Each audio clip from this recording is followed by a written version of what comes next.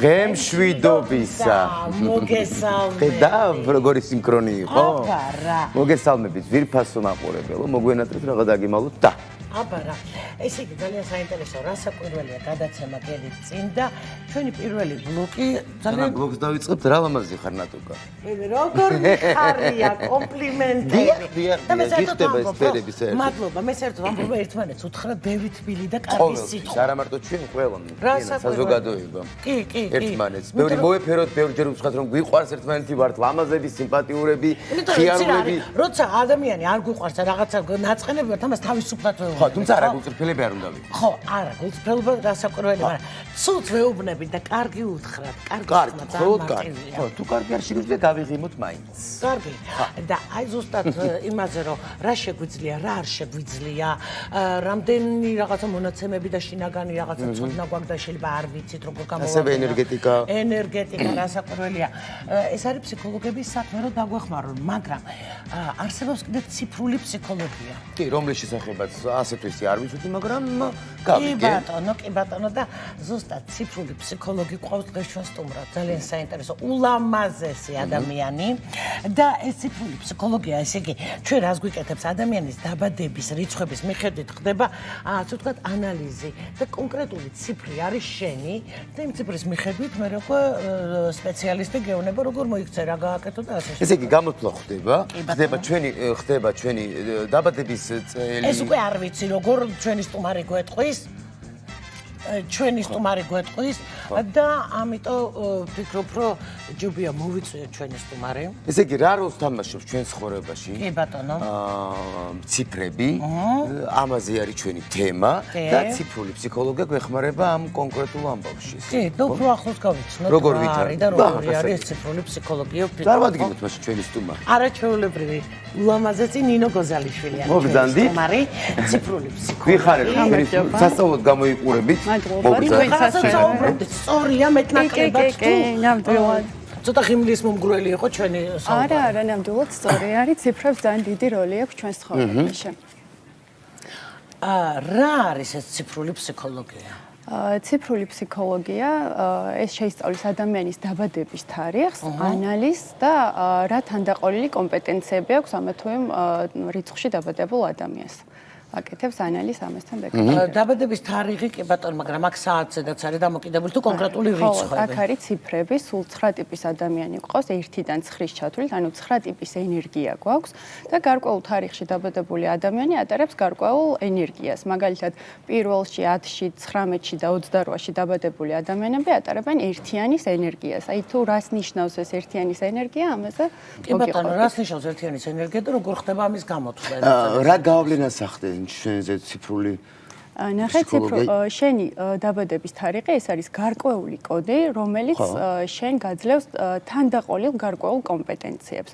მაგალითად, მე დავიბადე 03/04/1993 წელს, ყველა ციფრი არის გარკვეული კომპეტენცია.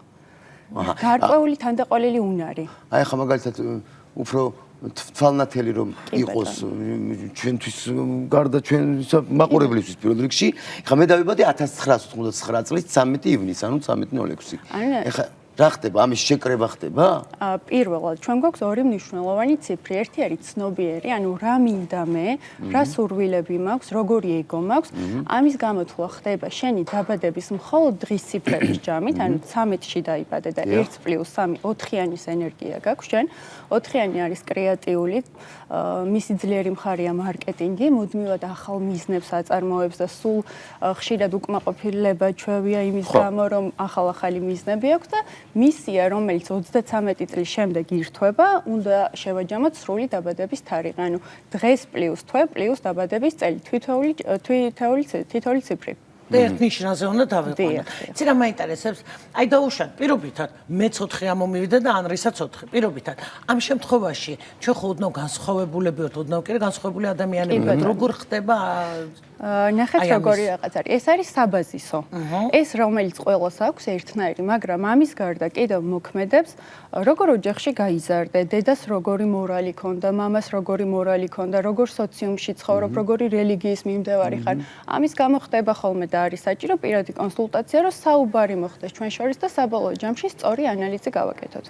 და რა მაინტერესებს, ეს რო გავიგოთ მშობლების, ასე ვთქვათ, ძირითადი ციფრებიც უნდა ვიცოდეთ. აუცილებლად მშობლების დაბადების თარიღი მჭირდება, რადგან ბავშვი 1-დან 7 წლამდე არის დედის მორალის გავლენის ქვეშ, 7-დან 14 წლამდე მამის მორალის გავლენის ქვეშ და მერე უკვე გამოხატავს საკუთარ ინდივიდუალურ ეგოს, ანუ მე ვინა ვარ, მე რა მინდა და გამოეყოფა მშობლებს. 1-დან რომელ წლამდე დედის მორალი და რას ნიშნავს? ანუ დედას როგორი მორალიც ქონდა, წყალიც შეიძლება. რა თქმა უნდა შეიძლება.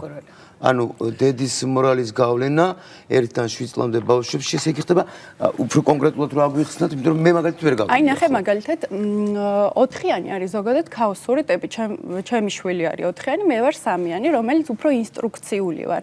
აქედან გამომდინარე, ჩემი შვილი ახლა სწავლობს ჩემგან გარკვეულ თვისებებს, რომელიც იქნება მისთვის შეძენილი თვისებები და არა თანდაყოლილი თვისება. ანუ ის ჩემგან ისწავლის თანმიმდევრულ მოქმედებებს, მაგრამ თვითონ უფრო ქაოსურია, უფრო სხვადასხვა მიზნები აქვს და შესაბამისად თავში ბევრი იდეა რო აქვს, უჭირს რაღაცების დაწყობა. მე ამიტომ მჭირდება მშობლის დაბადების თარიღი, რომ შევხედო დედამ რა უნარი მისცა თავისი ციფრებიდან გამომდინარე. ანუ რა არის შეძენილი და რა არის თანდაყოლილი. ეს ბოდიში რატომ 1-დან 7-მდე? ნუ ესე არის, რომ ბავშვი უყურებს დედას 1-დან 7 წლამდე და 7-დან 14 წლამდე მამას უყურებს, როგორი ქცევა აქვს და მისგან გადმოაქვს ჩვევები. ესე იგი მაგალითი მიმცემი ისულება ამ შემთხვევაში. მამაზე რა საკიდანო? 7-დან 14 წლამდე.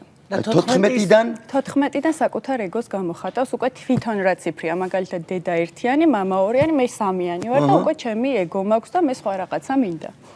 რა საინტერესო არის ციფრული ფსიქოლოგია, იმიტომ რომ რაღაცნაირად თანდათანობით შემოდის, ხო, ჩვენ ნელ-ნელა ვიცნობთ ამ ციფრულ ფსიქოლოგიას.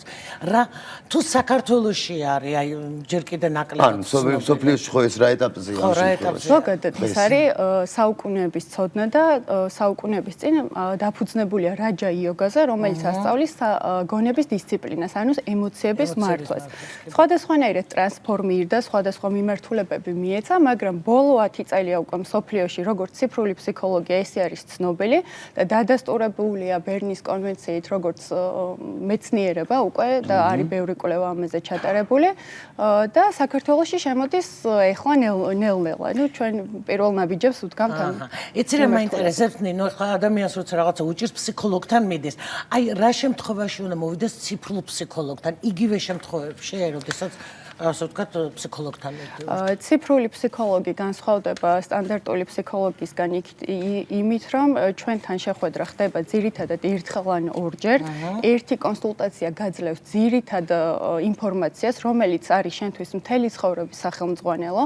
ეს არ არის აი რაღაცა ცოტა უფრო ნუმეროლოგია და ასტროლოგია რო უკასავით არ არის. პირიქით რაღაცა კომპასს გაძლევს, რომელი მიმართულებით უნდა წახვიდე. შენი უნარები აღმოაჩინო, რა პროფესიით განვითარდე, რა არის შენი ეგო როგორ გამოხვიდე ამ პროგრამიდან და ერთი შეხვედრა საკმარისია ჩვენ შემთხვევაში კონკრეტულ დავალებებს გაძლევს როგორ უნდა გაართო ამ ყველაფერს თავი, ანუ მხოლოდ თეორია არ არის, პრაქტიკული ნაწილი ძალიან მნიშვნელოვანია, რომ გამოხვიდე მდგომარეობიდან და ფსიქოემოციური მინუსიდან გადახვიდე ფსიქოემოციურ პლუსში. ესე იგი, ამ ციფრის გაგება ადამიანს ეხმარება წარმატების მიღწევაში და კიდევ რაში, აი რა რიგი საკითხებია იმ შემთხვევაში მაგალითად თუ კი მე თქვენთან მოვალ გავიგებ ჩემ ციფრს გარდა წარმატებისა რა შეიძლება კიდე რაში შეიძლება კიდე დაგვეხმაროს?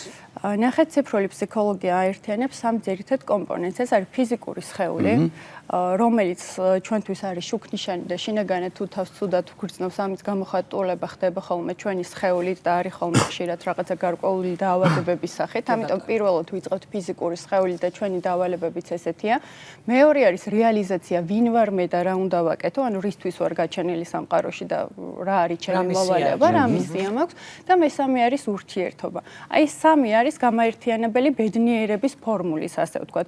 ჩვენთან ხშირად არიან და ჩემი მომხმარებლები არიან ძალიან წარმატებული და შემდგარი ადამიანები, რომლებიც მთელი ცხოვრება გარკვეულ დიდ წარმატებას მიაღწევს, მაგრამ აღმოაჩინეს, რომ ბედნიერები არ არიან, იმიტომ რომ წარმატებული შეიძლება იყო, თუმცა არ ნიშნავს ეს, რომ ბედნიერი ხარ.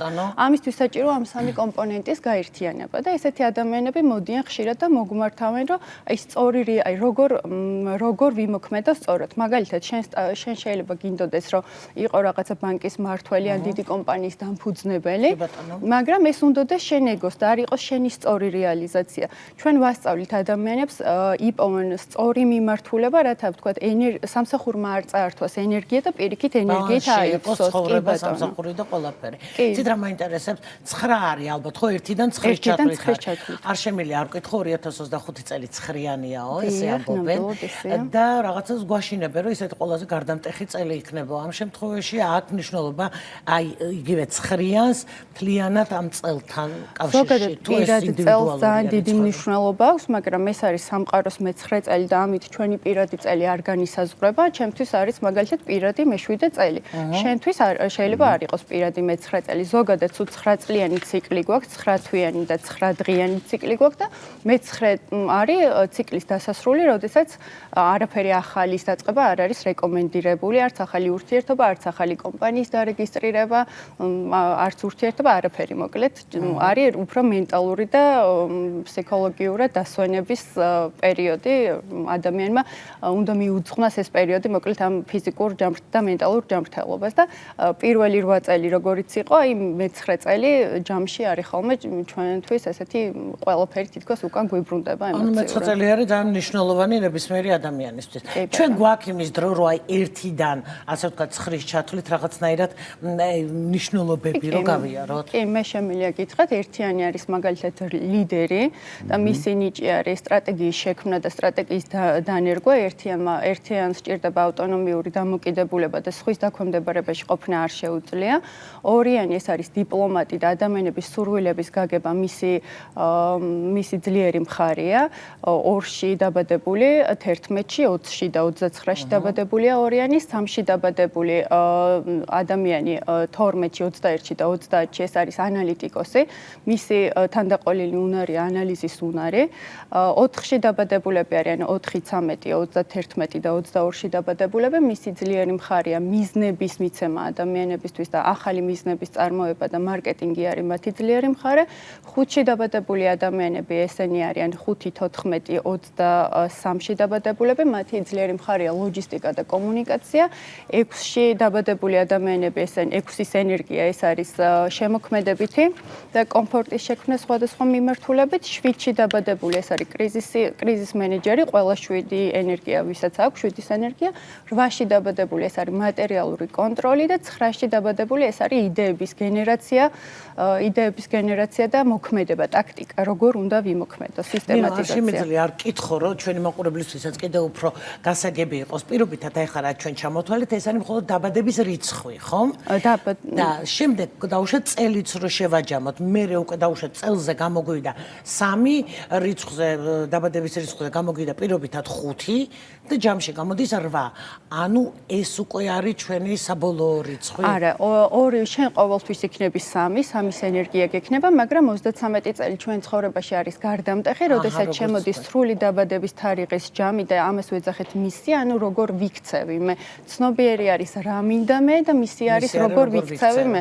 ამის გამო ხშირად უთანხმოება აქვს ხოლმე ადამიანს საკუთარ თავთან და ამ პერიოდში ყველაზე ხშირად ოჯახები ინგრევა ხოლმე, იმიტომ რომ აი ვის გავყავი და როგორი გახდა, იმიტომ რომ ენერგია სრული. მეც კარგად ერთხელაც გითხარით როდის ხდება. 33 წელი ყველა ადამიანისთვის არის გარდამტეხი, ორი რამის გამო, იმიტომ რომ შინაგანი ენერგიის ცვლილება ხდება, სულ რო 2 იყო და მე 2-იანი ჩაგერთოს, მაინც ხდება ენერგიის ცვლილება და 23 წლამდე ყველა ადამიანს აქვს იმის შესაძლებლობა, რომ რაც უნდა ბოლომდე ის ენერგია იყოს. 33 წლის შემდეგ აღარ ყოფნის ამის ენერგია, შეიძლება უნდოდეს, მაგრამ ვეღარ გააკეთოს. მეორე ენერგიის გახსნის შანსი არ არის? ნახე, ზუსტად მაგას ასწავლის ციფრული ფსიქოლოგი, როგორ უნდა გაიაქტიურო ეს შენი ენერგიები და კომპეტენციები, რომელიც გაქვს მატრიცაში. მე ნახეთ რა მაინტერესებს. თქვენ ნათქვამი გაქვთ, რომ ყველა ციფრს თავისი მორალი აქვსო. კი ბატონო. რა იგულისხმება ამაში? როგორ ყოფს ადამიანი? ხშირ შემთხვევაში ადამიანებიც კი თულად ვაგნებთ ხოლმე საკუთარ მორალს და ეხლა ციფრი ისეთი ამბავია. კი, აი, ერთიანის ენერგია ადამიანებს ყოფს მაგალითად ვინდობი თუ არ ვინდობი. ხშირად ამბობს ხოლმე ჩემიანია ეს ადამიანი ან არ არის ჩემიანი. აი ყველაზე რო ვთქვათ. კი ბატონო, ორიანი არის მესმის თუ არ მესმის ამ ადამიანის, ან მას ესმის ჩემი თუ არ ესმის, თუ არ ესმის, ანუ მორალშია და წყვეტს ამ ადამიანთან ურთიერთობად. სამიანია მაგალითად ადამიანი ჭკვიანია თუ სულელი არ არის ჭკვიანი. ან ჩემთვის განსაზღვრელი არის ადამიანთან ურთიერთობის დროს რამდენად ჭკვიანია ეს ადამიანი. პრიორიტეტად ესე მორალი რითაც ირჩევს ადამიანთან ურთიერთობას ესე იგი სამიანისთვის პირობითად პრიორიტეტი არის ჭკვიანი ადამიანი თუ არ არის ჭკვიანი. გასაგებია. ოთხიანისთვის არის პატიოსანი თუ არ არის პატიოსანი. ხუთიანი ნამდვილად ეგ არის ჩემთვის ნამდვილად. ხუთიანი მაინტერესებს, მე ვარ ხუთიანი. ხუთიანი არის რამდენად ლოგიკური და არალოგიკური, ან სწორი ან არასწორია. სასარგებლო, არასასარგებლო. აქ სამართლიანობაზედაც არის, ხო, სწორი, არასწორი, სწორი, სამართლიანი. არასწორი, თავისი ლოგიკიდან გამომდინარე, სწორია თუ არასწორი, ეს მოქმედება მუდმივად ამის გამო უთანხმოებაში არის ხოლმე. ექვსიანისთვის არის მაგალითად კომფორტულია თუ არ არის კომფორტული. შვიდიანი არის უფრო სულიერი ურთიერთობები და მაღიარებენ თუ აღიარებულია თუ არ არის აღიარებული. რვიანი ეს არის ადამიანი შრომის უნარიანია თუ არ არის შრომის უნარიანი, იმიტომ რომ თვითონ ყოველს რაღაცა ეს ინსტრუმენტად აღიქვამს თანდაყოლილი ძლიერი ეს აქვს, როგორ შრომის უნარიანია და ცხრიანი ეს არის მადლიერია ადამიანი თუ არ არის მადლიერი. ეს ყველამ უნდა იცოდეს, იმიტომ რომ აი ოჯახის წევრებთან უკმაყოფილების შემცირებაში ძალიან გეხმარება, როდესაც იცი რომ შენი შვილი ან მეუღლე ცხრიანია და ხშირად გამოხატავ რომ ჩემი ციფრი არის 4-იანი. 4-იანია თქვენი ცნობიერი და სრული დაბადების თარიღი, რომელიც ახლა რაღაცნაირად ვერ შევკრიბეთ, თუ გინდა დაწერე და უცებ გავაკეთე. აბა მიმიშველეთ რა. მე მითხარი. ხო.